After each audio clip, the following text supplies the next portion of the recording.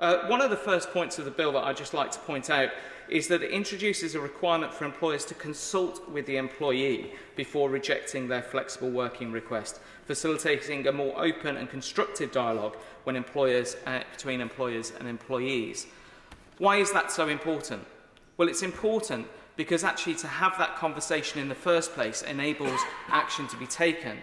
But if it can't be achieved, the opportunity through this bill is to make sure there's an understanding why, but ultimately to enable a future request to happen. As is pointed out in this bill, there's twice within the year that you can make that request, or one can make that request. But why that is so important is because it opens up the eyes to employers, why it's so important to the employee, why flexible working is needed. The second point I'd just like to point out is that it allows an employee to make 2 statutory requests in any 12-month period. That, again, is so important because actually, at the moment, I think it's just one. And the problem is the stress on the individual.